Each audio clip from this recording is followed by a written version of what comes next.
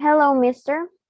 My name is Sophia from Tempe, and I'm going to show you my news report project called Moonbase.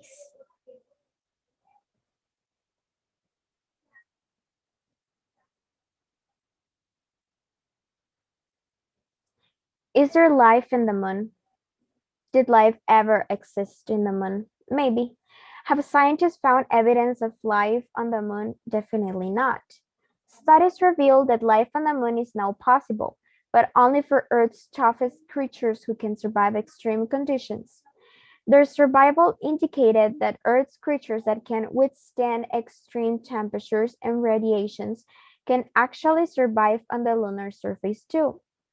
When NASA sent the first astronauts to the moon, scientists couldn't rule out the possibility that our nearest neighbor might contain life.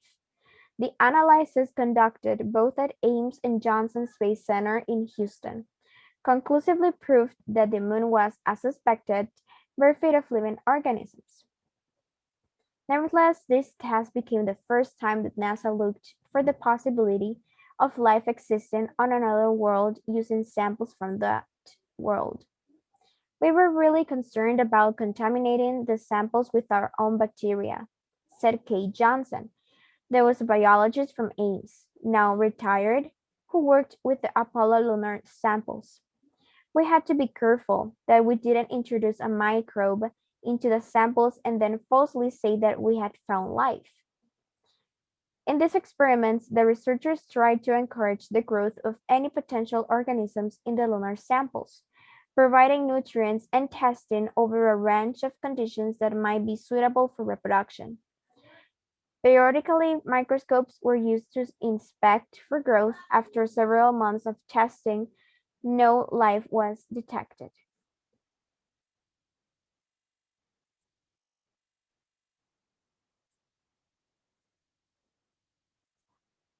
That concern of cross-contamination is still an issue for modern space missions, but was even more important for our first contact with otherworldly material.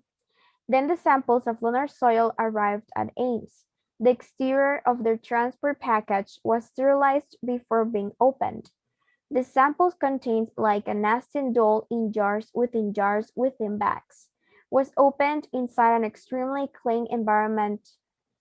Glove boxes, sealed boxes with flexible gloves integrated into the sides, provided an additional biological barrier by using higher air pressure, preventing air from flowing in and bringing terrestrial contamination with it. The little water that's there is trapped in ice or rock. It's otherwise dry and airless, fluctuating in temperature by hundreds of degrees anywhere the sun shines. However, there's an abundant evidence that the early lunar water is still trapped within rock now. So digging a little deeper under the surface of the moon, in say a lunar exploration program, could yield greater evidence for lunar life, including the possibility of fossilized microbes trapped in rock. NASA guidelines on skin contact with hot objects, you will probably be able to press a bare hand against the hottest lunar soil without feeling uncomfortably warm. But if your hand hit a rock, you might find yourself yanking it back in pain. The moon doesn't have an atmosphere or air for humans to breathe, but its surface, which is covered by a substance called lunar regolith moon dust, is almost 50% oxygen. Now I'm going to talk you about the second topic. How would it be living in the moon? Sending humans to the moon comes with huge costs, risks, and technological challenges.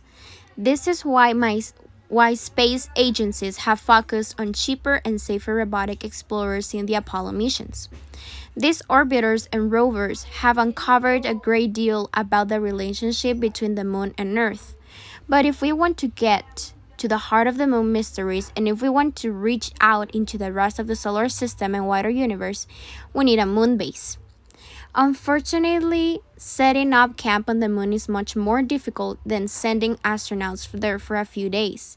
Unlike the Apollo astronauts, lunar settlers wouldn't be able to carry all the rations and resources on the rocket. It would be too heavy. Instead, they would have to make much of what they would need to survive out of the extraterrestrial resources to hand.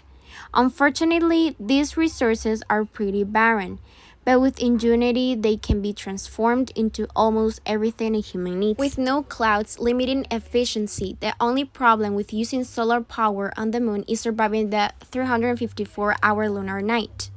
Solar batteries can store this energy but are far too bulky to be brought from Earth in a rocket. This is why selecting a high point of one of the moon's poles has been suggested as a potential base. There's the base who could enjoy permanent sunlight, except rare and short lunar eclipses and therefore power. It would also happen to be where the moon's ice is located. When the settlers arrived, shelter would likely come into the form of inflatable or expandable structures they brought with them. Inflatables are lighter, less bulky, and would provide more room than rigid structures. But they would also need to protect the occupants from space radiation, particularly galactic comet rays that can damage electronics and DNA. However, experiments here on Earth with soil that mimics lunar dirt have shown adding human manure to the soil binds that toxic metals and compounds, adds nutrients, and helps retain water. The only elements moon settlers would need to bring from Earth are nits and earthworms. These worms recycle organic matter and improve soil structure, making them vital in creating a sustainable lunar agricultural We're going to ecosystem. talk about the last topic. What will you need on there to survive? Breathable air, water, food, pressurized shelter, and power. Obtaining breathable air in the form of oxygen is fairly easy on the moon. The soil on the moon contains oxygen, which can be harvested using heat and electricity. It will be ideal to get as much of these resources as possible from the moon itself, because shipping costs to the moon are unbelievable, something on the order of $50,000 per pound. Just 1 gallon of water weighs about 8 pounds, so it costs $400,000 to get it to the moon. At those rates, you want to carry as little as possible to the moon and manufacture as much as you can once you get there. Any survival training expert will tell you that water is next on the list. Water is two-thirds hydrogen and one-third oxygen. The harvested oxygen offers plenty of the first ingredient.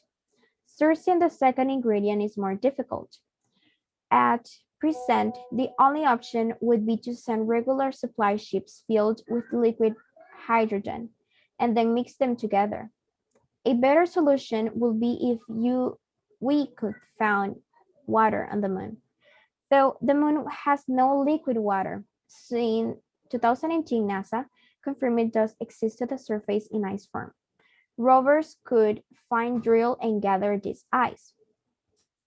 Sailors will use this water for drinking and extract the hydrogen and oxygen for rocket fuel, and they would also save some for another key element of survival: growing food. Yet this brings up another problem. Can plants grow on the moon? Unable to bring tons of rich, fertile earth soil with them, the only option would be to use the lunar soil. This soil is like dusty, very fine sand that would rapidly erode away from a plant's roots. It also contains lots of toxic metals and other compounds harmful to plant growth. So this was my news report project, Moonbase. I hope you like it, Mr. And